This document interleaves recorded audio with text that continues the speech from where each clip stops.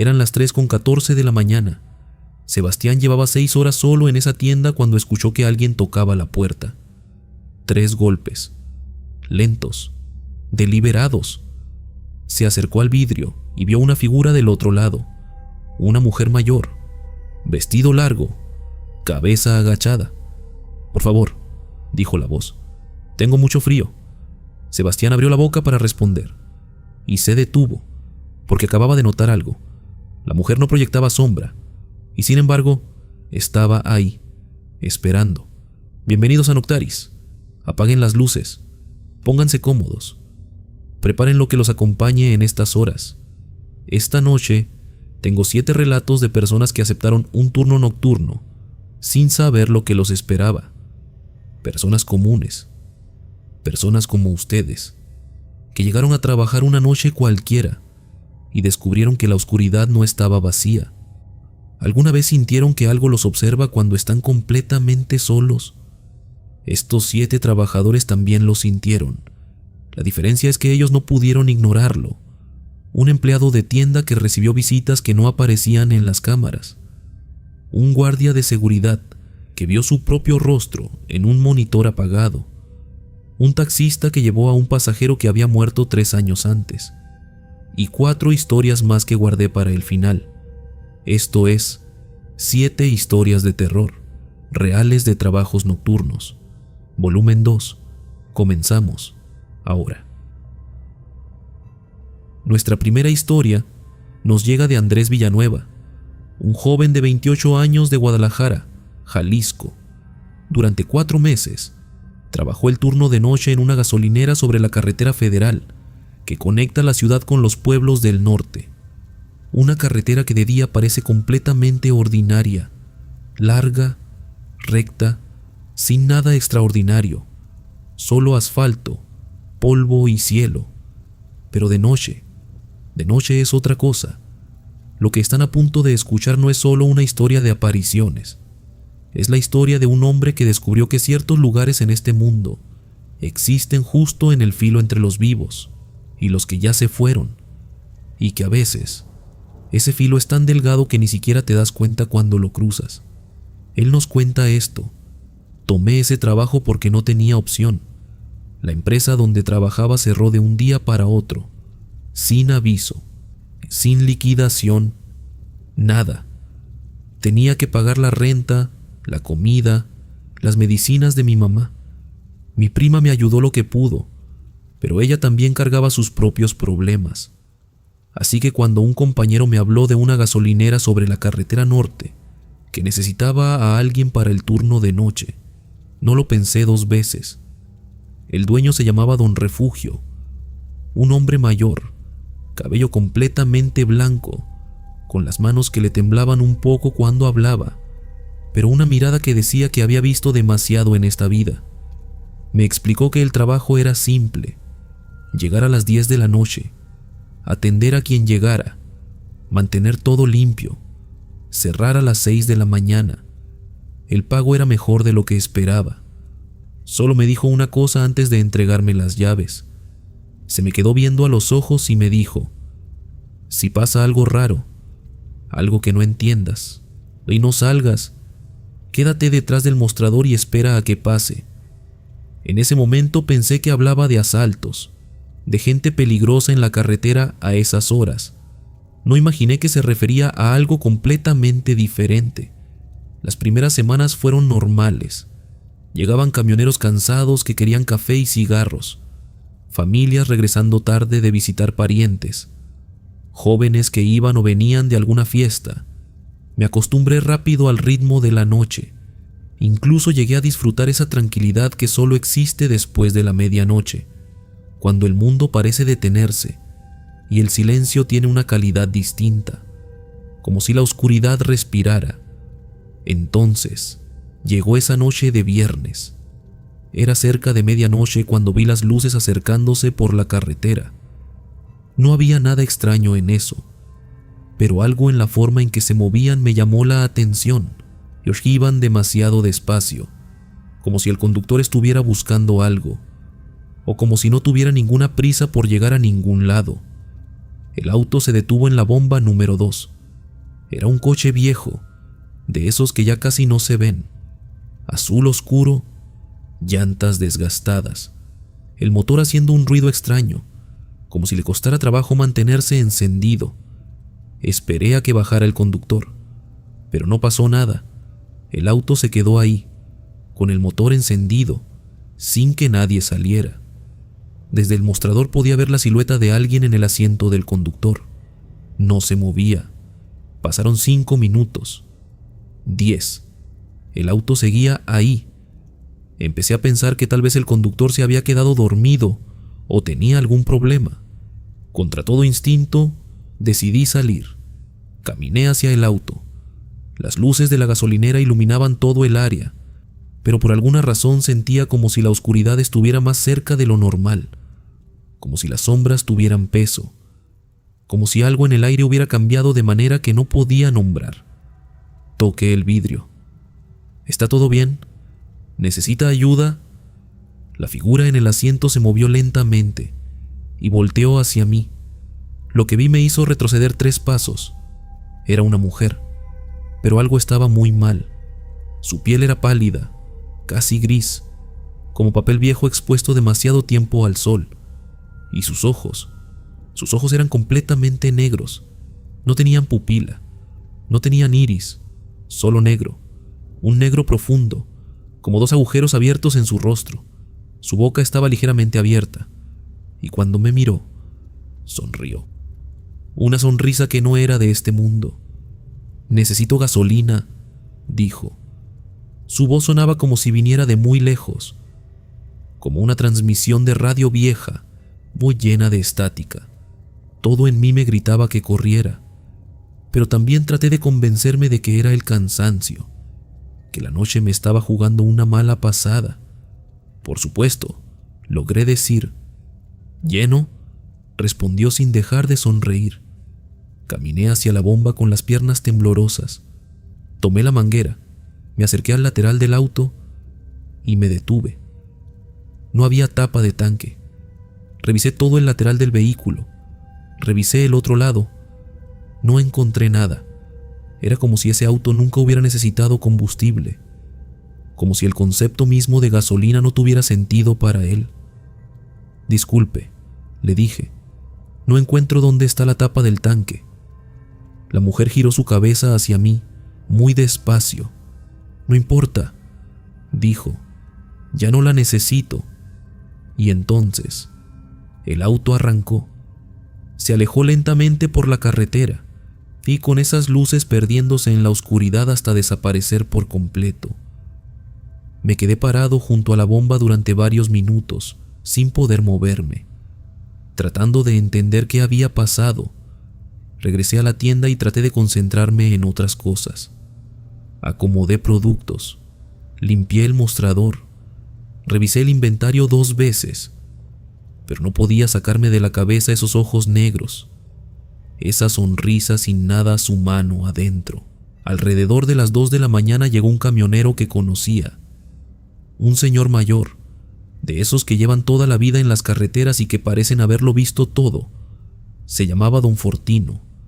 Le conté lo que había pasado sin poder contenerme. Necesitaba que alguien me dijera que había sido mi imaginación. Don Fortino me escuchó sin interrumpir. Cuando terminé, su expresión había cambiado. «¿Auto azul oscuro? ¿Viejo?» «Sí», suspiró. Tomó un sorbo largo de café. Bajó la taza despacio. «Hace unos 10 años», dijo, «una mujer tuvo un accidente en esta carretera. Venía de noche manejando sola. Se salió del camino en la curva del kilómetro 47. Su auto era azul oscuro, viejo. La encontraron al día siguiente.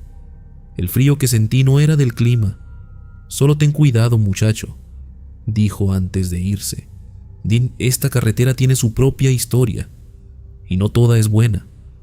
Me dejó solo otra vez, con mis pensamientos, con ese frío que no se iba. Al día siguiente, Don Refugio me estaba esperando en la gasolinera. Le conté todo. Me escuchó asintiendo despacio, como si no fuera la primera vez que escuchaba esa historia. «Andrés», me dijo cuando terminé. Hay cosas en este mundo que no podemos explicar. Se acercó al mostrador y sacó una libreta vieja, desgastada con las esquinas dobladas por el uso.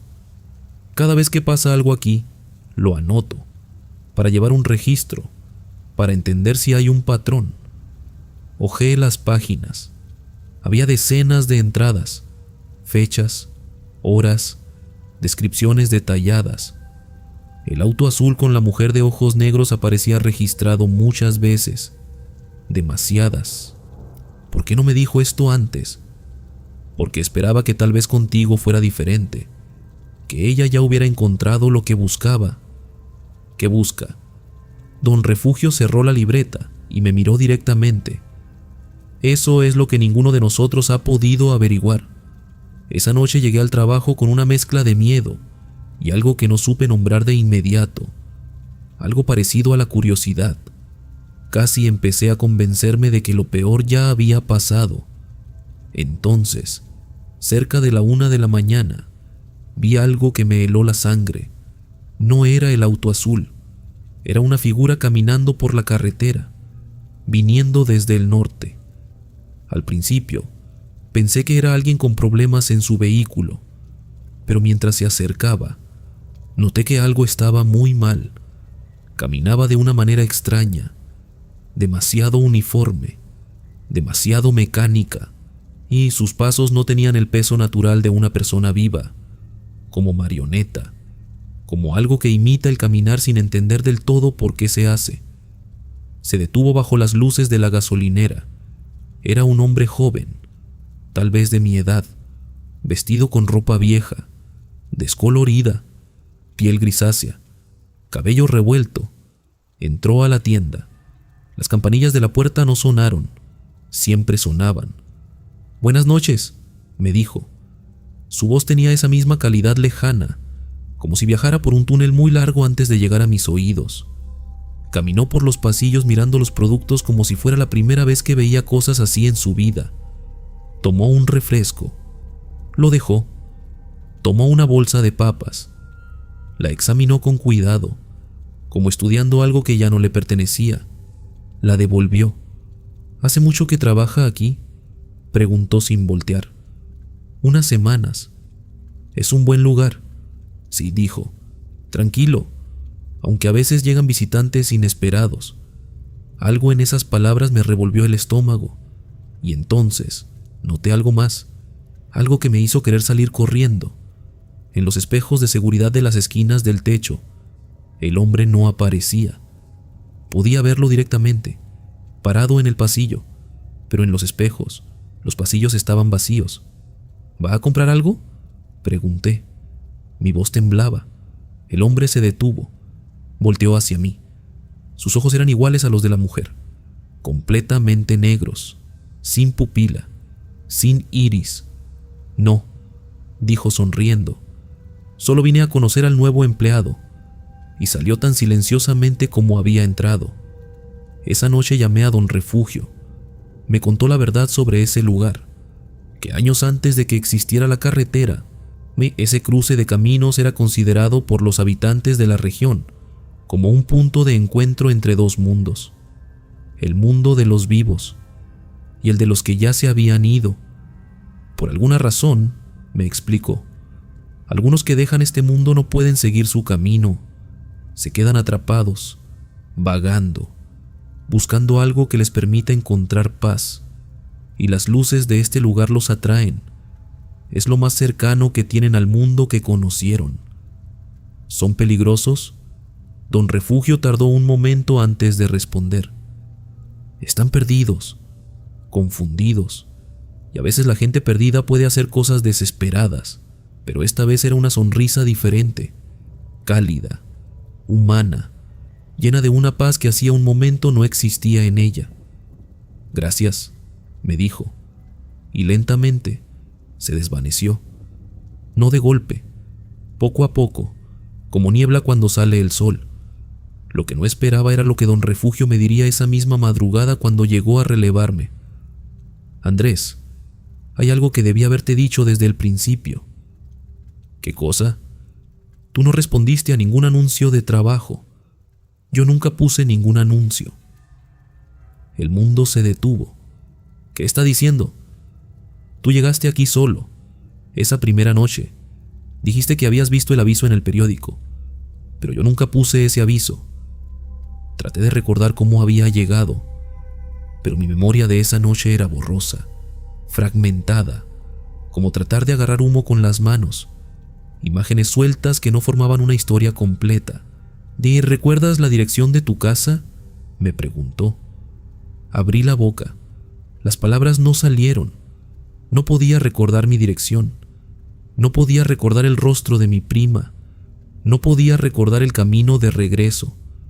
Don Refugio fue a la parte de atrás y regresó con un periódico viejo, doblado por la mitad. Lo extendió sobre el mostrador y señaló una nota en la página 3. La leí. Joven de 28 años, pierde la vida en accidente automovilístico en carretera estatal. Andrés Villanueva, oriundo de Guadalajara, Jalisco, falleció la madrugada del martes, cuando su vehículo se salió de la carretera a la altura del kilómetro 47. Su cuerpo fue encontrado por empleados de una gasolinera cercana.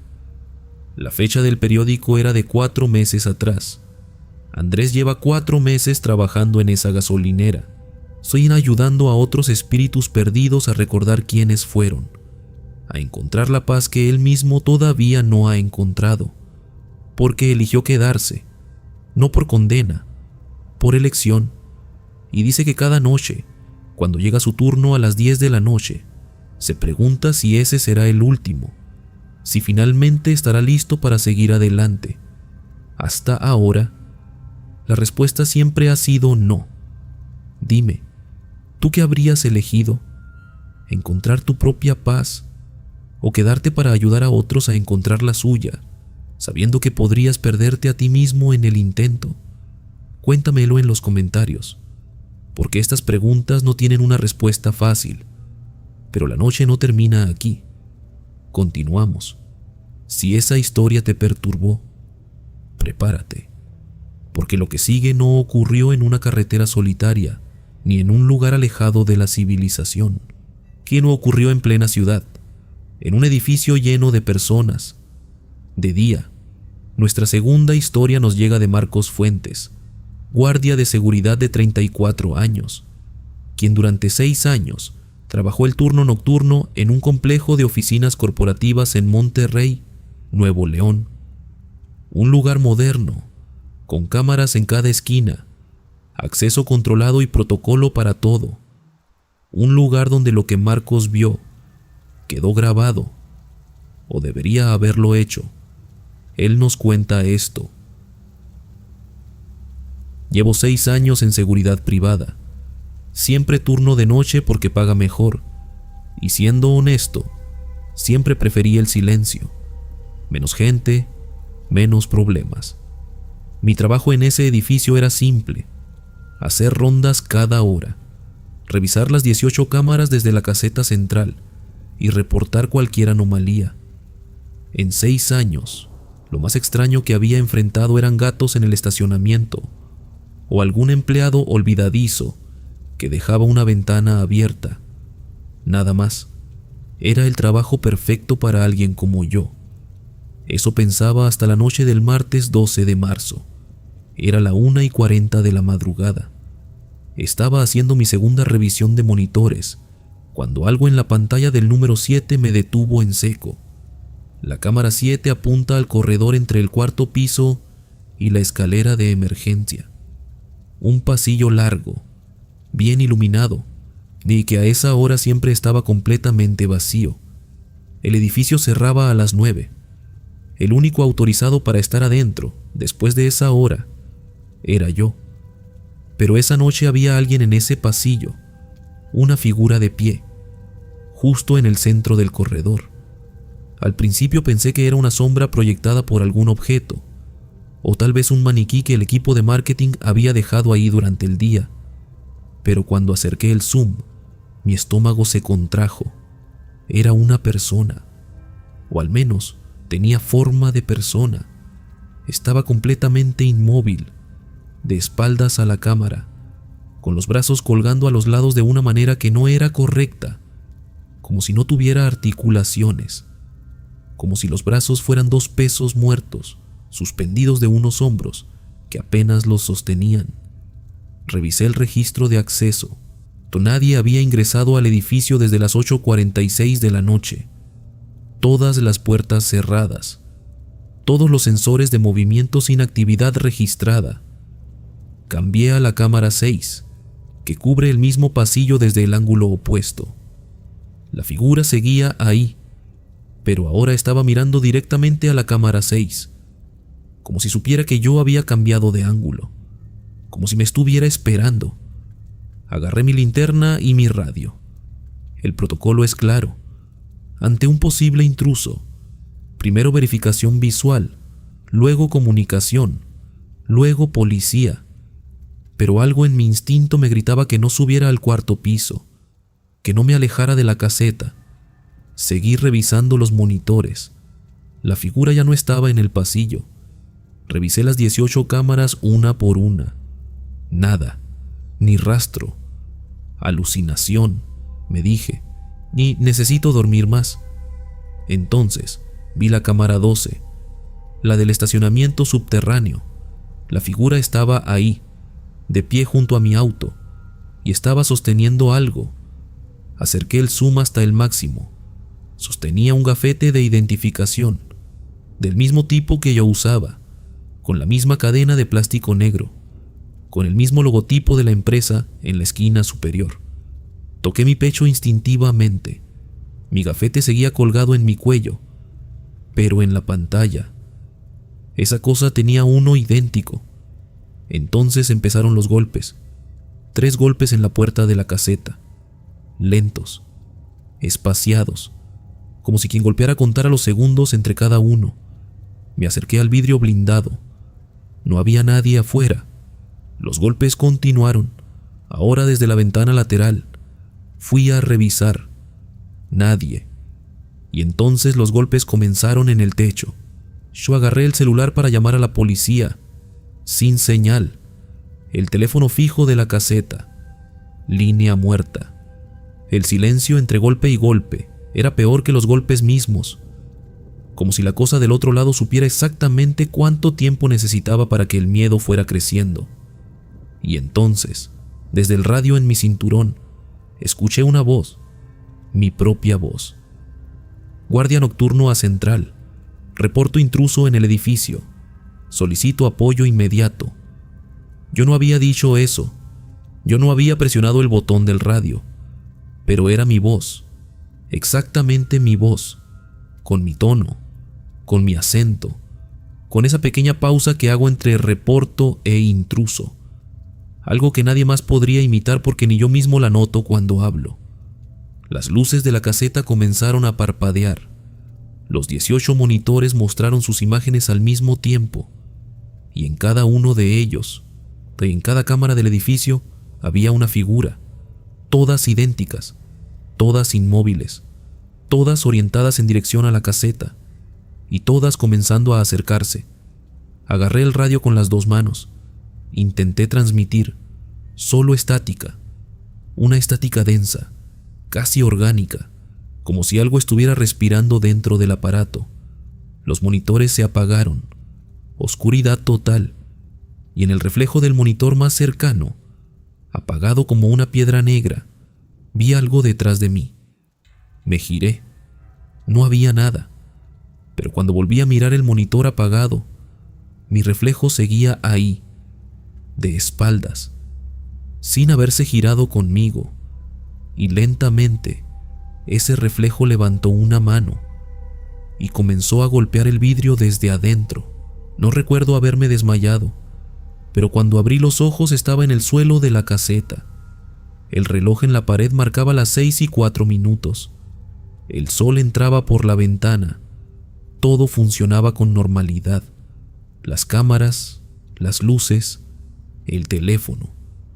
Pero en el escritorio, junto a mi termo de café, había algo que no estaba ahí cuando yo llegué. Un gafete de identificación. Lo tomé con la mano que no me temblaba. Lo miré. Era idéntico al mío en todo. Mismo formato, mismo logotipo, mismo nombre, excepto en la foto. La foto tenía mi cara exacta, pero los ojos eran completamente negros. Renuncié esa mañana. No fui capaz de volver a entrar a ese edificio. Lo que nunca le conté a nadie hasta ahora es esto. 3 semanas después, en mi nuevo trabajo, en otro edificio completamente distinto, en otra ciudad, yo revisando monitores a la 1 de la mañana, vi la misma figura en el pasillo, de espaldas, con los brazos colgando de esa manera que no era humana, y cuando acerqué el zoom, giró la cabeza hacia la cámara y me mostró el gafete con mis ojos negros. Hasta el día de hoy no sé qué quiere, no sé qué es, solo sé que sigue apareciendo, que no importa el edificio ni la ciudad, que parece seguirme y que cada vez que lo veo en los monitores, los golpes en la puerta de la caseta no tardan mucho en llegar. ¿Tú qué crees que es lo que Marcos vio esa noche? ¿Un reflejo de algo que no debería existir? ¿O algo que encontró en ese edificio y decidió que ya no quería dejarlo ir? Cuéntamelo en los comentarios. Pero la noche no termina aquí. Continuamos. Y así como Marcos descubrió que hay cosas que deciden seguirte, sí hay otras que simplemente esperan, sin moverse, sin apurarse, con toda la paciencia que solo pueden tener quienes ya no pertenecen al tiempo de los vivos. Nuestra siguiente historia nos llega de Valentina Ríos, enfermera de turno nocturno de 31 años, quien trabajó durante 2 años en el pabellón de larga estancia de un hospital público en Bogotá, Colombia. Un pabellón donde los pacientes llevaban meses, algunos años, internados. Un lugar donde la línea entre estar vivo y haber comenzado ya a irse. A veces era difícil de distinguir. Lo que Valentina experimentó en ese pabellón cambió para siempre la forma en que entiende su trabajo y la forma en que entiende la muerte. Ella nos cuenta esto. Elegí la enfermería porque quería ayudar a la gente. Así de simple, así de honesto. Nadie te prepara para el turno de noche en un pabellón de larga estancia. Te enseñan procedimientos, protocolos, cómo manejar emergencias, pero nadie te dice lo que realmente pasa después de la medianoche en un lugar donde la gente lleva meses sin poder salir, donde algunos pacientes ya no saben bien si están dormidos o despiertos, donde el tiempo funciona de otra manera. El pabellón tenía 16 camas, pacientes adultos mayores en su mayoría, con condiciones crónicas que requerían monitoreo constante. Mi trabajo en el turno nocturno era hacer rondas cada hora, revisar signos vitales, asegurarme de que todos estuvieran estables y llamar al médico de guardia si algo cambiaba. Durante los primeros meses todo fue rutina, noches largas, silenciosas, y con el sonido constante de los monitores cardíacos como única compañía.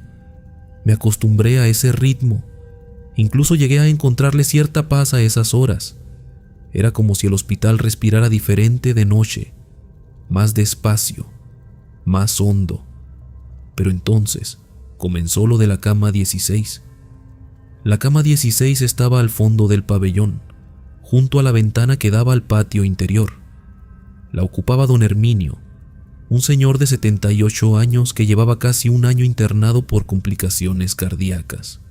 Era un hombre tranquilo, de pocas palabras, que pasaba la mayor parte del tiempo mirando hacia la ventana. Una noche, durante mi ronda de las 2 de la mañana, me detuve junto a su cama para revisar su monitor. Todo normal. Pero cuando levanté la vista, vi que don Herminio estaba despierto y mirándome con una expresión extraña. No era miedo, y no era dolor, era algo parecido a la lástima. «Señorita Valentina», me dijo en voz muy baja, «¿usted ve a la señora que está sentada en la silla?». Volteé hacia la silla que estaba junto a su cama. Estaba vacía. Las visitas no podían quedarse de noche. Era norma del hospital. «No hay nadie, don Herminio», le dije suavemente. «Son las 2 de la mañana. ¿Está usted solo? El señor me miró un momento y luego volvió a mirar la silla.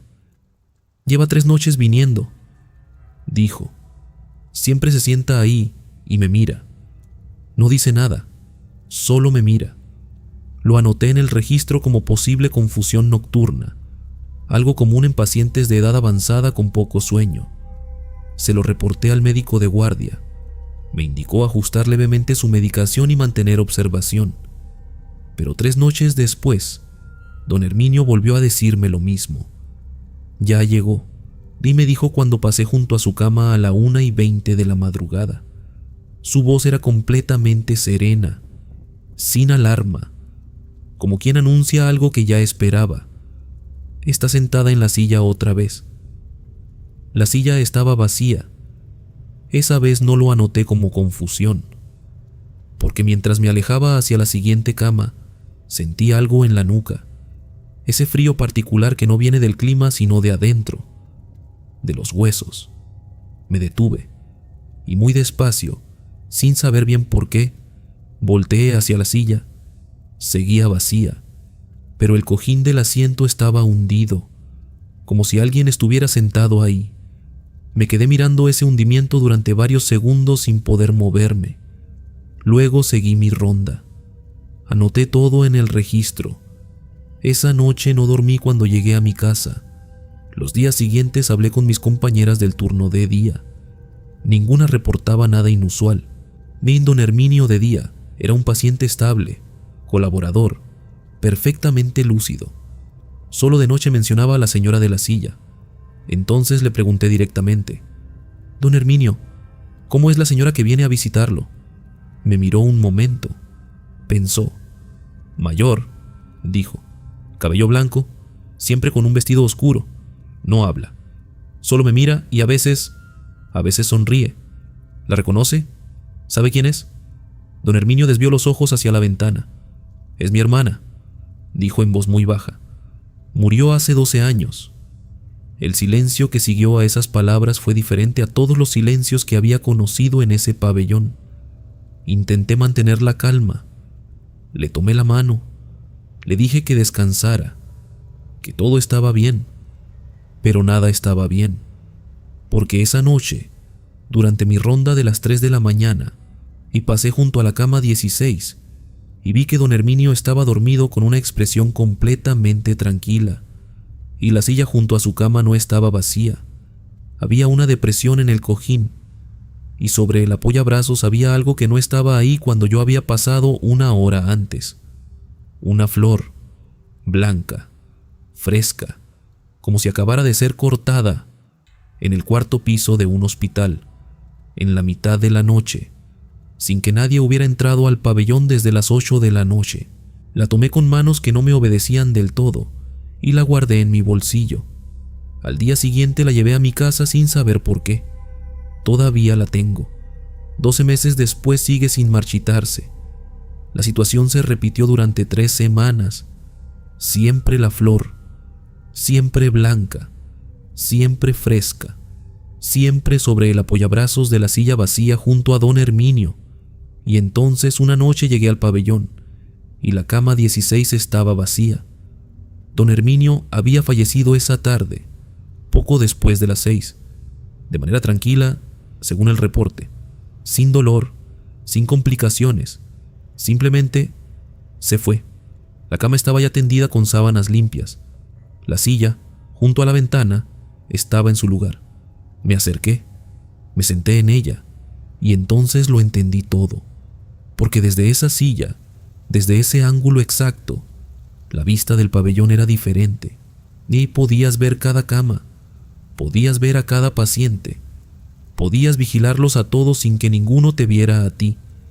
Era la silla perfecta para alguien que viniera a esperar. Esa noche, durante mi ronda de las 2 de la mañana, la paciente de la cama 11 me detuvo cuando pasé junto a ella. Era una señora mayor. Llevaba apenas 2 semanas internada. «Señorita», me dijo en voz baja, «¿usted ve a la señora que está sentada en la silla del fondo?». Levanté la vista hacia el fondo del pabellón, hacia la silla junto a la ventana. la silla de don Herminio. El cojín estaba hundido. No dije nada. Continué mi ronda. Anoté todo en el registro. Pedí el traslado a otro pabellón 2 semanas después. Me lo concedieron. Pero a veces, cuando paso por el corredor frente al pabellón de larga estancia en mis turnos, sí me detengo un momento junto a la puerta de vidrio y miro hacia adentro, hacia el fondo, hacia la cama 16, hacia la silla junto a la ventana, y el cojín siempre está hundido. Hasta el día de hoy no sé si lo que visitaba a don Herminio venía a despedirse de él, o si simplemente venía a buscarlo, y no sé si la diferencia entre esas dos cosas importa realmente cuando llegas al final. Lo que sí sé es esto: en ese pabellón, de noche, nunca están solos, ninguno de ellos. ¿Tú qué crees que era lo que Valentina veía en esa silla? ¿El amor de una hermana que no quiso irse sin despedirse? ¿O algo que usaba esa forma para hacerse más tolerable? Cuéntamelo en los comentarios. Antes de continuar, quiero hacer una pausa. Si has llegado hasta este punto, es porque estas historias resuenan contigo de alguna manera, porque buscas algo más profundo que simple entretenimiento, y eso me dice que eres parte de esta comunidad. Si disfrutas de este contenido y quieres apoyarlo, hay 3 cosas muy simples que puedes hacer. Suscríbete al canal. Subo historias nuevas cada semana, y te adelanto que las que vienen son aún más perturbadoras que estas. Activa la campanita. YouTube no siempre muestra estos videos a todos los suscriptores, y no quiero que te pierdas ningún relato. Y deja un like. Ese gesto le dice al algoritmo que este contenido vale la pena, y permite que más personas que buscan exactamente esto puedan encontrarlo. Y si tienes tu propia historia, si alguna vez viviste algo que no pudiste explicar, algo que todavía te despierta de noche, envíamela por Instagram o por correo. Toda la información está en la descripción del video y en el comentario fijado. Leo cada una, y las mejores se convierten en episodios como este. Ahora sí, continuemos, porque te advertí que eran 7 historias esta noche, y las más perturbadoras todavía no las has escuchado. Y así como Valentina descubrió que hay presencias que acompañan a los que están por irse, la siguiente historia nos habla de algo diferente, algo que no acompaña, algo que interrumpe. Nuestra siguiente historia nos llega de Diego Castellanos, taxista nocturno de 42 años, con 15 años manejando en las calles de Ciudad de México. Un hombre que conoce cada esquina, cada atajo, cada hora de la noche en esa ciudad. Un hombre que pensaba haberlo visto todo. Él nos cuenta esto. 15 años manejando de noche te cambian. Ves cosas que la gente de día no ve. Gente que llora sola en el asiento trasero. Parejas que se pelean y se reconcilian en el mismo trayecto. Borrachos que te confiesan sus secretos más oscuros, porque saben que no los vas a recordar. La noche tiene sus propias reglas, y después de tanto tiempo yo creía conocerlas todas. Esa madrugada trabajé hasta tarde, porque necesitaba completar la semana. Mi hija mayor empezaba la universidad ese mes, y los gastos no esperaban. Eran casi las 3 de la mañana cuando acepté el último servicio del día. Una carrera desde la colonia Doctores hasta Tlalpan, larga, bien pagada, exactamente lo que necesitaba. Recogí al pasajero en la esquina acordada, hombre joven, tal vez de 25 años, chamarra oscura, mochila pequeña, nada fuera de lo ordinario. Subió y me dio la dirección y se quedó en silencio mirando por la ventana. A esa hora las calles están casi vacías. Es mi parte favorita de trabajar de noche. La ciudad se vuelve tuya.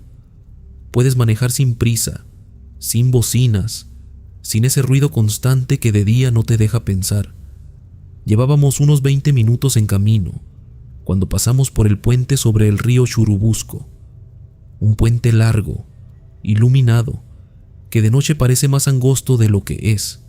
Fue ahí cuando el pasajero habló por primera vez desde que había subido. ¿Puede detenerse un momento aquí? Lo miré por el retrovisor. Tenía los ojos fijos en el puente, en el barandal. Aquí no puedo parar, joven. Es zona de no estacionarse, y además hay tráfico aunque sea poco. Solo un momento, insistió. Su voz era rara, no nerviosa, no urgente, solo plana, y como si las palabras no tuvieran peso. Decidí no parar. Algo en ese tono me incomodó. Aceleré un poco y seguimos. El pasajero no dijo nada más. Llegamos a Tlalpan sin incidentes. Le marqué la tarifa en la aplicación. Esperé. No hubo movimiento en el asiento trasero. Llegamos, dije. Silencio. Volteé hacia atrás. El asiento estaba vacío. No había nadie. La mochila tampoco estaba. La puerta no se había abierto. Yo habría escuchado si alguien hubiera salido del auto en movimiento. Habría sentido el aire, el peso del asiento cambiando. Pero no había pasado nada de eso. El pasajero simplemente ya no estaba. Me quedé parado en esa esquina de Tlalpan durante varios minutos sin poder procesar lo que había pasado. Revisé el asiento trasero. Nada. Revisé el piso. Nada. Revisé si la aplicación había registrado algún movimiento extraño. Y la aplicación marcaba el trayecto completo. Origen, destino, duración. Todo normal. Pero en el campo de nombre del pasajero, donde siempre aparece el nombre registrado en la cuenta, decía algo que me hizo soltar el celular. Decía, sin cuenta activa. No hay manera de pedir un servicio sin una cuenta activa. Es imposible técnicamente. El sistema no lo permite. Llamé a la central esa misma noche para reportarlo. El operador me escuchó, tomó nota, y al final me preguntó algo que todavía me persigue. ¿En qué punto exacto recogió al pasajero? Le di la esquina. Hubo una pausa larga al otro lado de la línea. Señor Castellanos, esa esquina está a media cuadra del puente sobre el Churubusco. ¿Su pasajero le pidió detenerse en el puente? Sí. ¿Por qué? Otra pausa. Porque no es la primera vez que nos reportan esto. Y en los últimos 3 años, 4 conductores han reportado recoger a un pasajero joven en esa misma esquina, con el mismo destino, que desaparece antes de llegar. Siempre piden detenerse en el puente. Sentí que el aire de la cabina se enfriaba de golpe. ¿Qué pasó en ese puente? El operador tardó en responder. Hace 4 años, un joven de 24 años cayó desde ese puente. Los testigos dijeron que llevaba una chamarra oscura y una mochila pequeña. No dejó nota. No hubo explicación. Colgué sin decir nada más. Manejé a mi casa en silencio. Entré sin despertar a nadie. Me senté en la cocina con las luces encendidas hasta que amaneció. Lo que más me costó aceptar no fue que el pasajero hubiera desaparecido. No fue que su cuenta no existiera. Fue algo mucho más simple.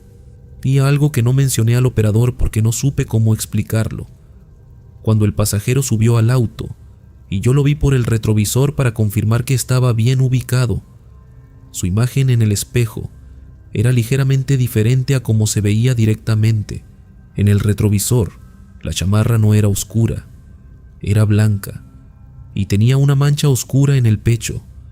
Seguí manejando de noche después de ese día porque necesitaba el dinero, pero cambié mi ruta.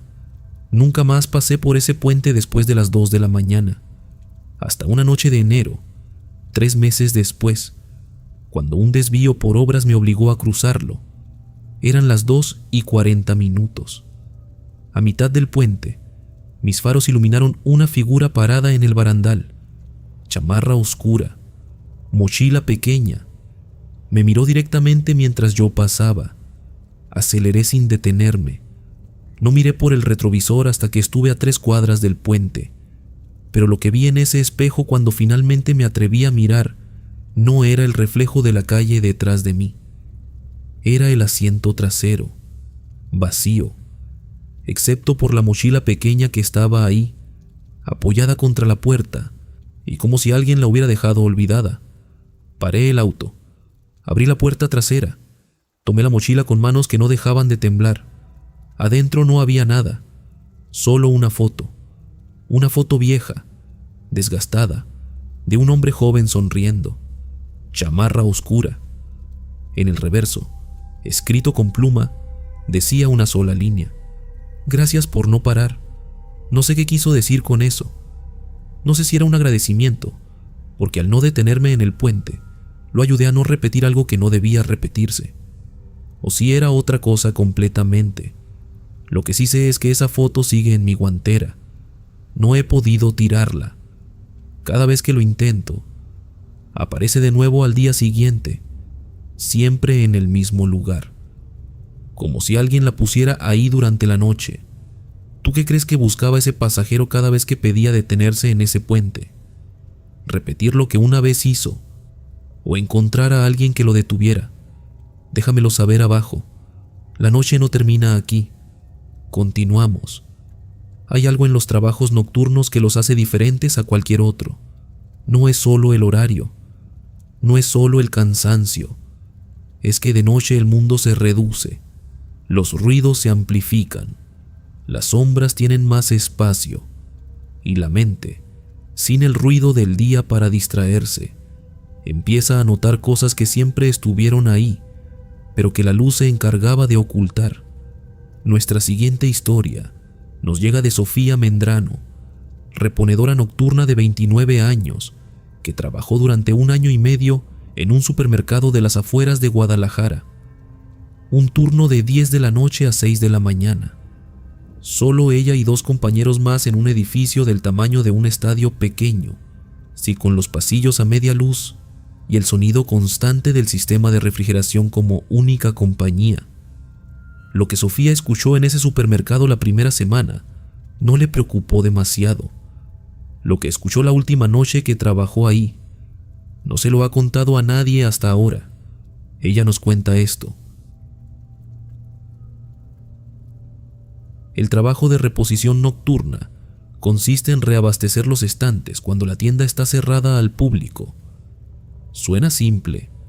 En la práctica significa pasar 8 horas cargando cajas, abriendo empaques y acomodando productos en pasillos que de noche se sienten completamente distintos a cómo se ven de día. De día un supermercado es ruido, luz, movimiento. De noche es otra cosa. Los fluorescentes del área de trabajo están encendidos, pero el resto de la tienda está a media luz. Esa media luz crea sombras largas entre los estantes, sombras que se mueven cuando caminas, y que a veces parece que se mueven cuando no deberías estar moviéndote. Mi área era la sección de abarrotes, pasillos del 6 al 12, 8 horas por noche acomodando latas, cajas de cereal, aceite, azúcar, rutina pura. Al principio me ponía audífonos para hacer más llevadero el silencio, pero a la tercera semana el supervisor me pidió que no lo hiciera. Necesitábamos escuchar si algo pasaba, dijo. En ese momento no entendí por qué era importante escuchar. Después lo entendí perfectamente. La primera vez que escuché algo fue un martes de octubre.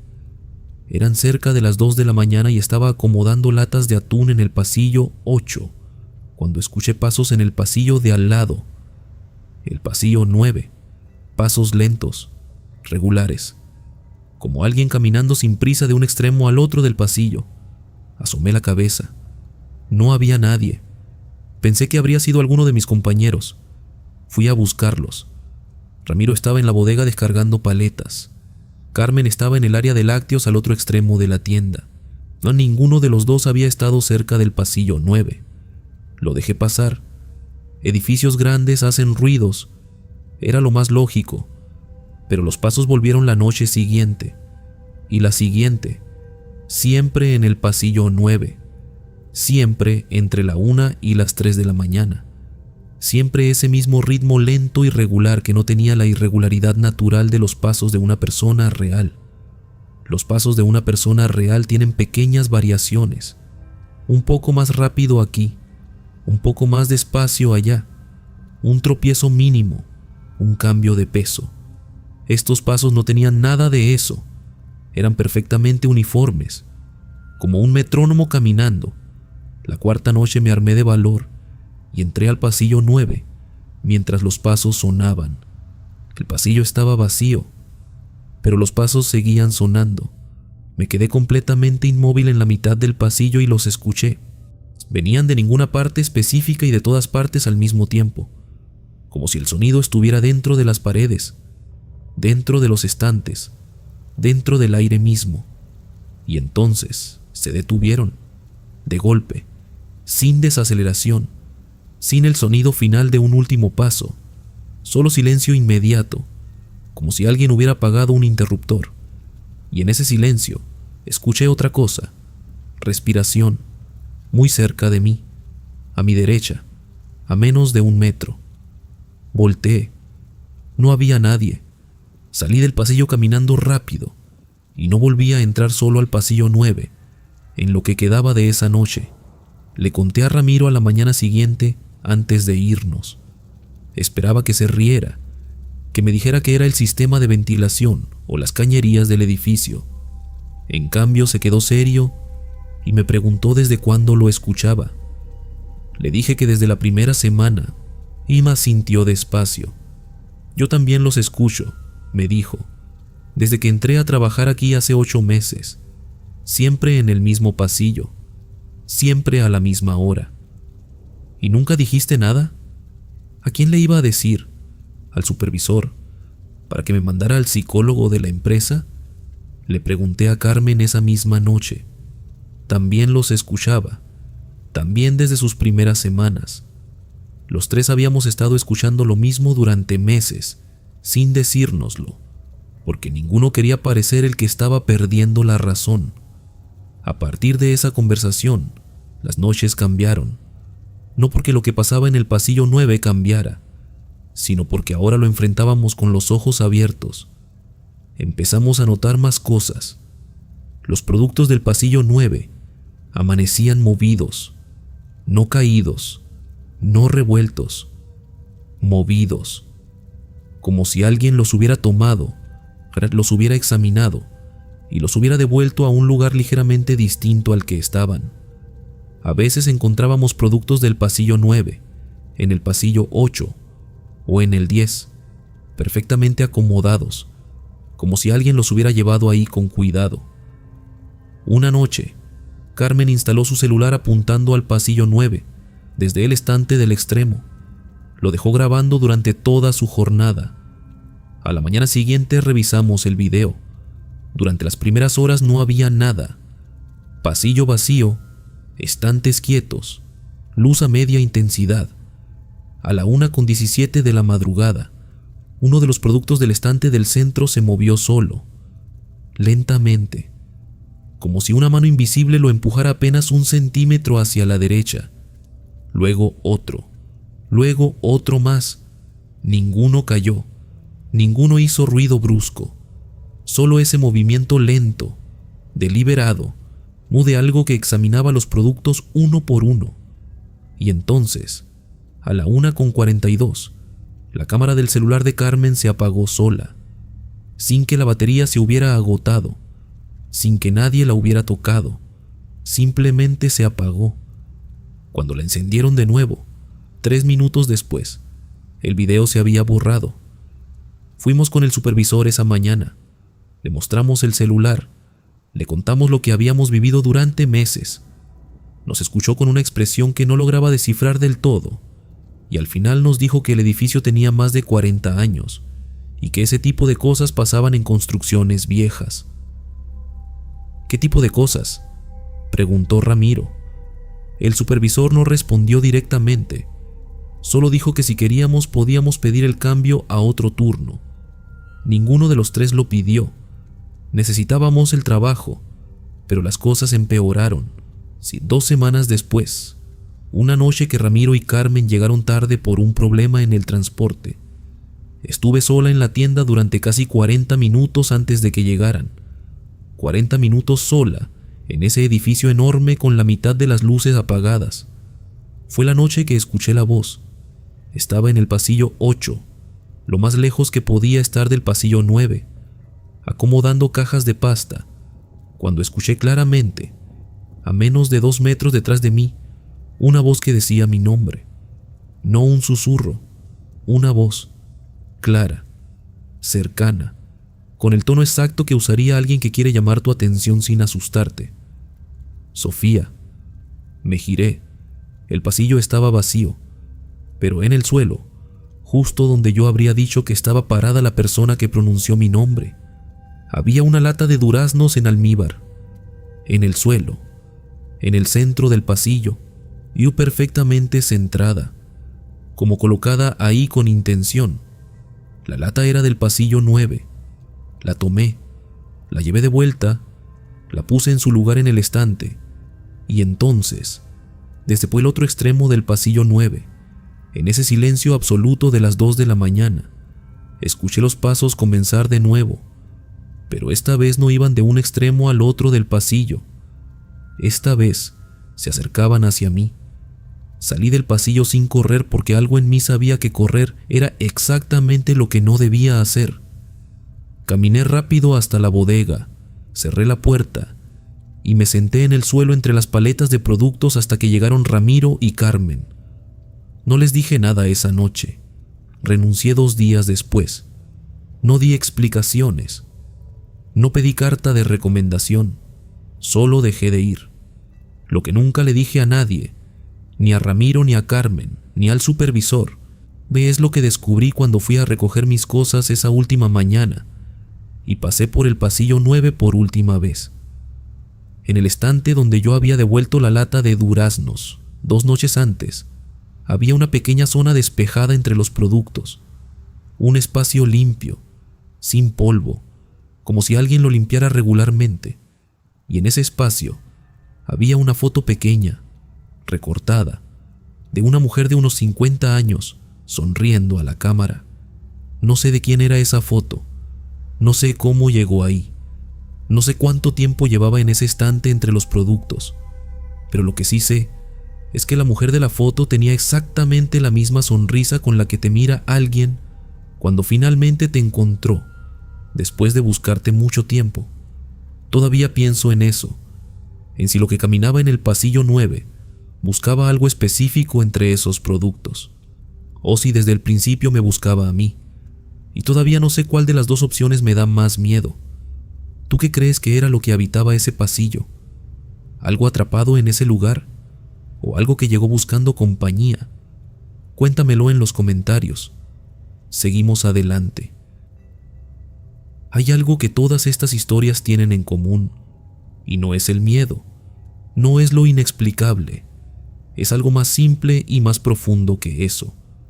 Todas hablan de personas que estaban solas, que eligieron o necesitaron estar despiertas cuando el resto del mundo dormía, y que en esa soledad encontraron algo que no buscaban.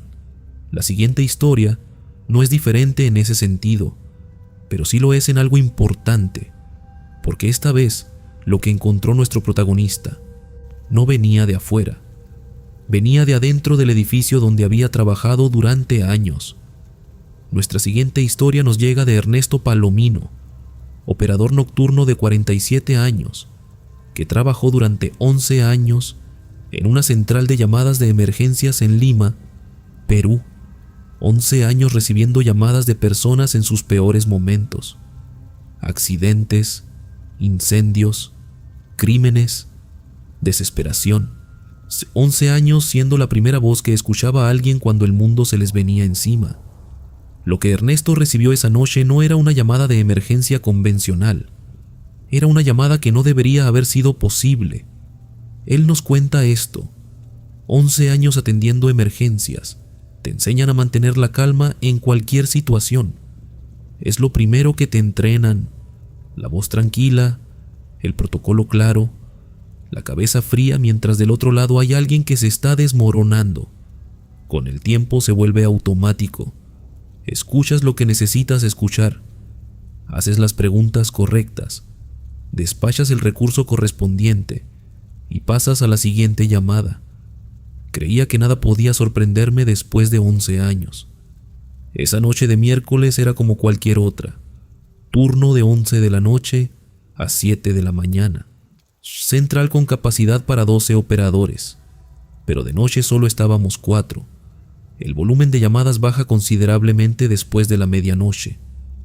Hay picos ocasionales, accidentes en carretera, alguna emergencia doméstica, pero en general las horas entre las 2 y las 5 de la mañana son las más tranquilas.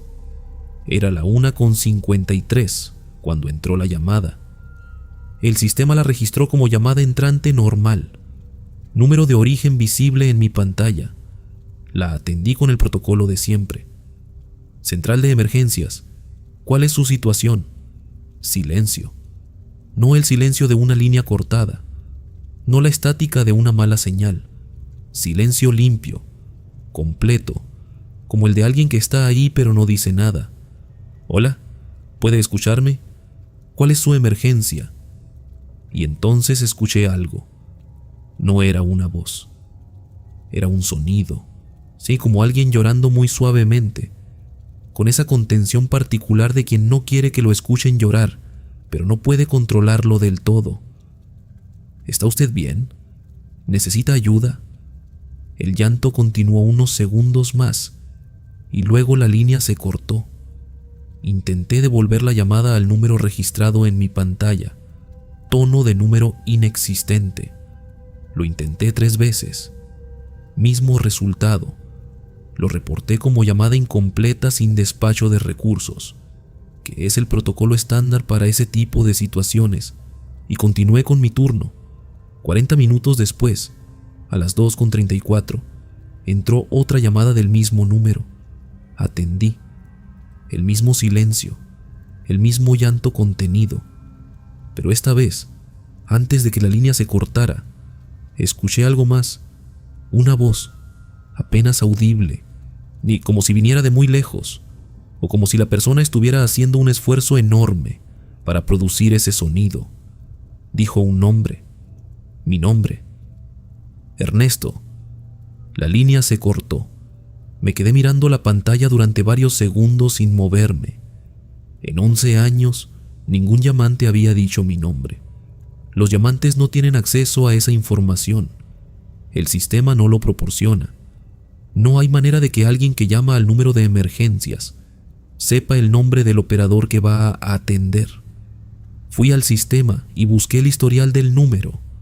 Las 2 llamadas de esa noche aparecían registradas, pero cuando intenté obtener información del titular del número, el sistema devolvió un resultado que nunca había visto en 11 años de operación. Número dado de baja por fallecimiento del titular. Fecha de baja, 16 meses atrás. Tomé nota del nombre del titular y lo guardé. Continué mi turno, pero algo había cambiado en el aire de esa central esa noche. Algo difícil de nombrar pero imposible de ignorar, como una presencia que no estaba ahí antes y que ahora ocupaba el espacio entre las consolas y las paredes sin hacer ruido. A las 4:11 de la mañana entró la tercera llamada del mismo número. Esta vez no hubo silencio. Desde el primer segundo había una voz, más clara que antes, todavía lejana, todavía con esa cualidad extraña de algo que viaja desde muy lejos para llegar hasta aquí, pero articulada, comprensible. Era una voz de mujer. Ernesto, dijo, necesito que escuches. Mis manos estaban completamente inmóviles sobre el teclado. ¿Quién habla? Ya sé que sabes quién soy. Buscaste mi nombre en el sistema. Tenía razón. Lo había buscado. El nombre del titular de ese número, dado de baja 16 meses atrás, era el de una mujer, 43 años. Lima. ¿Qué necesita?, logré decir. Que alguien escuche lo que no pude decir cuando llamé la última vez. Algo en esa frase me detuvo. La última vez que había llamado. Busqué en el historial del número mientras ella hablaba. Encontré registros anteriores a su fallecimiento, llamadas al número de emergencias durante los últimos meses, antes de la fecha de baja. Varias llamadas, todas registradas como incompletas, todas sin despacho de recursos, todas atendidas por distintos operadores que siguieron el protocolo estándar ante silencios y líneas cortadas. Todas, menos una llamada de hacía 16 meses, 3 días antes de la fecha de baja del número, que había durado 4 minutos y 32 segundos. Esa llamada la había atendido yo. No la recordaba. En 11 años son decenas de miles de llamadas. Es imposible recordarlas todas. Pero ahí estaba el registro. Mi número de operador. 4 minutos y 32 segundos. Clasificada como llamada de crisis emocional, sin despacho de recursos por negativa del llamante. Negativa del llamante. Eso significaba que la persona ya había rechazado la ayuda ofrecida. Esa noche de hace 16 meses, dijo la voz, necesitaba que alguien escuchara, solo escuchar, sin protocolo, sin preguntas de verificación, sin el procedimiento. Cerré los ojos un momento. ¿Qué pasó después de esa llamada? Silencio breve. Ya sabes lo que pasó. Lo sabía. La fecha de baja del número lo decía todo. Lo siento, dije, y no era protocolo, era real. No te llamo por eso, dijo la voz. Te llamo porque hay alguien más, esta noche, que está a punto de no llamar porque cree que nadie va a escuchar realmente. ¿Cómo lo sabe? Porque lo conozco, porque reconozco ese silencio. Y tú también puedes reconocerlo si escuchas diferente. La línea se cortó. Me quedé mirando la pantalla, las manos temblando sobre el teclado. 2 minutos después entró una llamada de un número distinto. Atendí. Silencio. Pero era un silencio que conocía ahora de otra manera. No era una línea cortada. No era una emergencia convencional. Era alguien que había marcado el número y no sabía cómo empezar. Dejé el protocolo de lado. Estoy aquí, dije simplemente. No tienes que decir nada todavía. Estoy escuchando. El silencio duró casi 1 minuto más, y luego la persona del otro lado empezó a hablar, y estuve 47 minutos en esa llamada. Despachamos recursos. La persona recibió ayuda esa noche. Está bien. Lo supe porque el seguimiento del caso llegó a mi área semanas después y lo revisé. Nunca volví a recibir una llamada del número dado de baja, pero hay algo que no está en ningún registro, ni en ningún reporte oficial de esa noche. Cuando terminé esa llamada de 47 minutos y colgué, vi que en mi pantalla había un mensaje de texto interno del sistema, el tipo de mensaje que los supervisores usan para comunicarse con los operadores durante el turno. Decía solo 4 palabras. Gracias por escuchar esta vez. Verifiqué quién lo había enviado. El sistema indicaba que el mensaje había sido enviado desde una consola que llevaba 16 meses fuera de servicio. La consola número 7, que fue retirada de operación tras el fallecimiento de la operadora que la usaba habitualmente. Pedí el traslado a turno diurno al mes siguiente. Me lo concedieron, pero hay noches, todavía, en que me despierto a las 4 de la mañana y no puedo volver a dormirme. Y en esas noches pienso en ella, en todas las llamadas que hizo antes de que alguien escuchara de verdad, en cuántas personas marcan un número y no dicen nada porque esperan que alguien escuche antes de seguir el protocolo. Pienso en eso y a veces me pregunto si ella sigue ahí, en esa central, en esa consola apagada, esperando que llegue la próxima llamada que necesita algo más que un operador, que necesita simplemente que alguien esté. ¿Tú qué crees? ¿Fue su manera de cerrar algo que quedó abierto? ¿O hay personas que encuentran en el otro lado una forma de hacer lo que no pudieron hacer aquí? Déjame tu respuesta abajo, porque estas preguntas importan más de lo que parecen. Seguimos. Hemos llegado a la última historia de esta noche. Y te lo advierto, esta es la que más me costó incluir, la que más veces leí antes de decidir que tenía que estar aquí, no porque sea la más violenta, no porque sea la más extraña, sino porque es la más cercana, la que habla de algo que cualquiera de nosotros podría vivir en cualquier ciudad, en cualquier edificio, en cualquier turno de noche. Nuestra última historia nos llega de Camila Rondón, recepcionista nocturna de 33 años, que trabajó durante 8 meses en un hotel de 3 estrellas en Caracas, Venezuela. Un hotel antiguo, de esos que tienen historia en cada pared y que de día reciben a familias y viajeros de negocios, sin que nada parezca fuera de lo ordinario. De noche era otro edificio completamente. Camila lo descubrió en su primera semana, sí, y durante 8 meses guardó silencio porque necesitaba el trabajo y porque parte de ella necesitaba entender qué era lo que pasaba en ese hotel antes de irse. Cuando por fin entendió, deseó no haberlo hecho. Ella nos cuenta esto.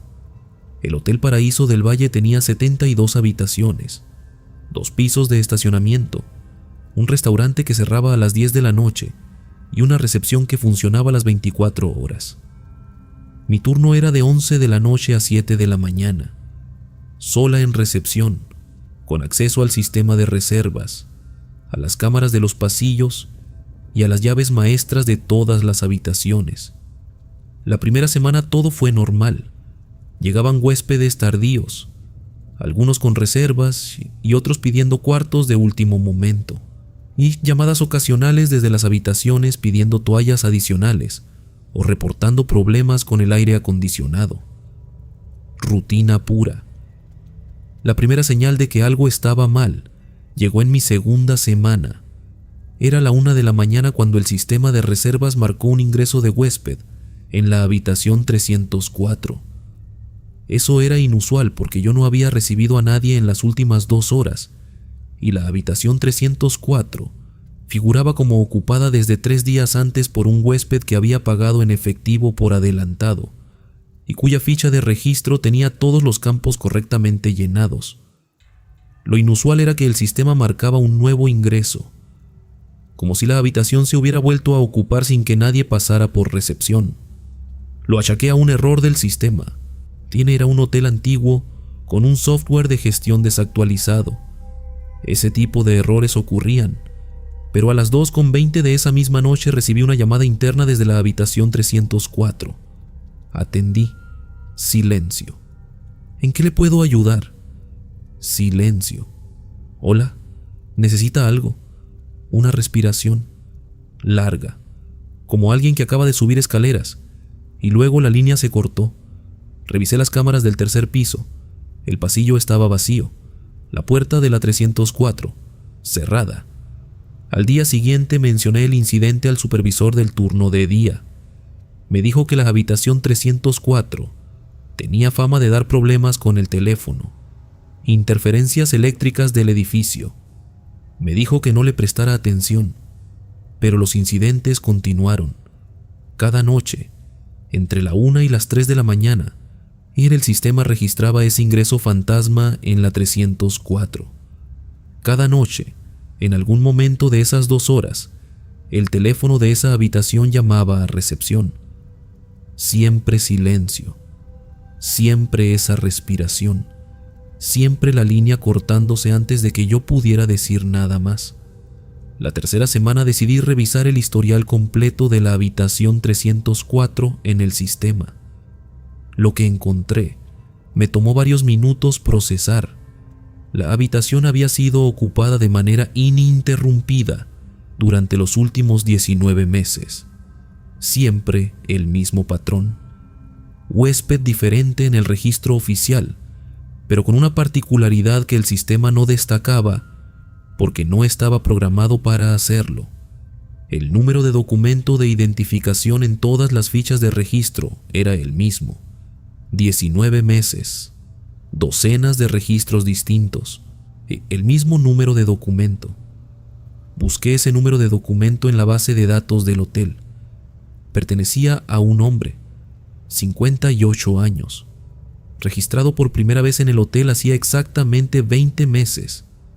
Ocupante original de la habitación 304.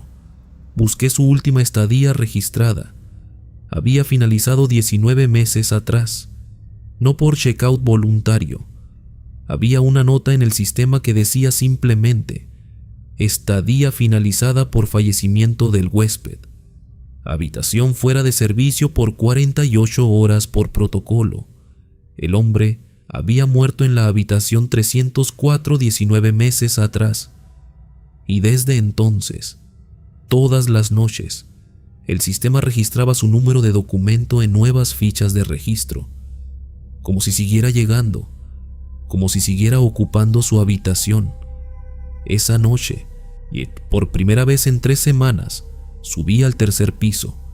Caminé por el pasillo hasta la 304. La puerta estaba cerrada. Bajo la puerta no había luz. Apoyé el oído en la madera. Nada. Saqué la llave maestra. La sostuve en la mano durante casi 1 minuto, sin poder decidir si abrir o no. Finalmente metí la llave. Giré el pestillo. Abrí la puerta apenas unos centímetros. El cuarto estaba a oscuras. El aire acondicionado apagado. Ese olor particular de las habitaciones cerradas que llevan tiempo sin ventilarse. Y algo más. Un olor que no debería estar ahí. Tabaco. De esos cigarros oscuros, fuertes, que ya casi nadie fuma. Fresco, como si alguien acabara de apagar uno. Empujé la puerta un poco más. En la oscuridad, junto a la ventana, había una figura sentada en el sillón, inmóvil. No prendí la luz. No entré. Cerré la puerta suavemente. Guardé la llave maestra y caminé de regreso al ascensor, con pasos que intenté que fueran normales, aunque nada en ese momento lo era. Esa noche no volví a subir al tercer piso.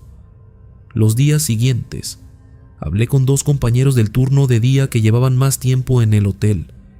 Ninguno quería hablar del tema abiertamente, pero los 2 confirmaron con pocas palabras que la 304 tenía historia, que el hombre que murió ahí había sido huésped frecuente durante años, que venía solo, siempre pedía la misma habitación, siempre pagaba en efectivo, nunca hablaba con nadie más allá de lo necesario, que la noche que murió lo encontraron sentado en el sillón junto a la ventana, con un cigarro apagado entre los dedos. Pasé otros 5 meses trabajando en ese hotel después de eso. Ni durante esos 5 meses los incidentes con la 304 continuaron exactamente igual. El ingreso fantasma en el sistema, la llamada nocturna, el silencio y la respiración.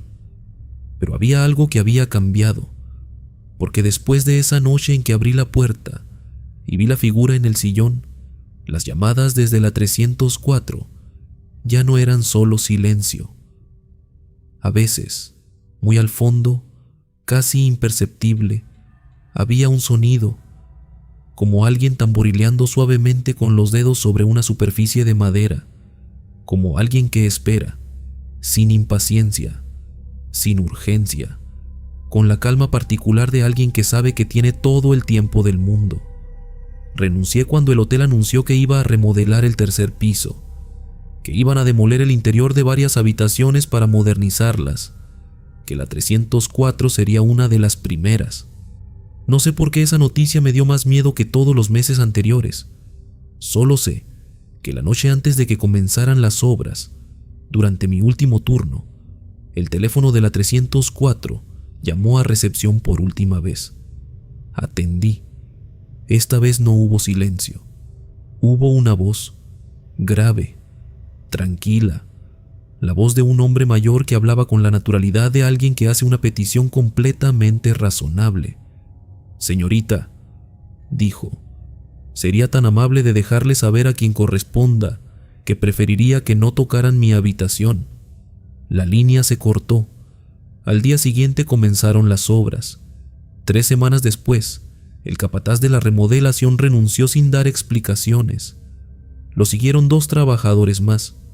Cuando le pregunté a un compañero qué había pasado, me dijo que habían encontrado algo dentro de la pared del cuarto de baño de la 304 durante el derribo. No me dijo qué era. No quise insistir. Hay cosas que es mejor no saber. Hay preguntas que una vez que las haces, no puedes deshacer. Y hay habitaciones en este mundo que guardan lo que sus ocupantes dejan ahí, no por maldad, no por deseo de asustar así o disuadir a nadie, simplemente porque algunos lugares se convierten en el único hogar que ciertas personas conocieron de verdad, y nadie quiere que le deshagan el único lugar en el mundo donde se sintió en casa. ¿Tú qué crees que encontraron en esa pared? ¿Y crees que hay lugares que pertenecen a quienes los habitaron, aunque ya no estén entre nosotros? Cuéntamelo en los comentarios, porque esa pregunta me acompaña desde que escuché esta historia por primera vez. 7 personas que trabajaban mientras el mundo dormía, y descubrieron que la oscuridad no estaba vacía. Algo más allá de lo explicable, o mentes humanas procesando el miedo en soledad. Dímelo en los comentarios. Si tienes una historia, envíamela. Las mejores se convierten en episodios como este. Soy Miguel, el orador nocturno. Cuando apagues esto, verifica que estés solo.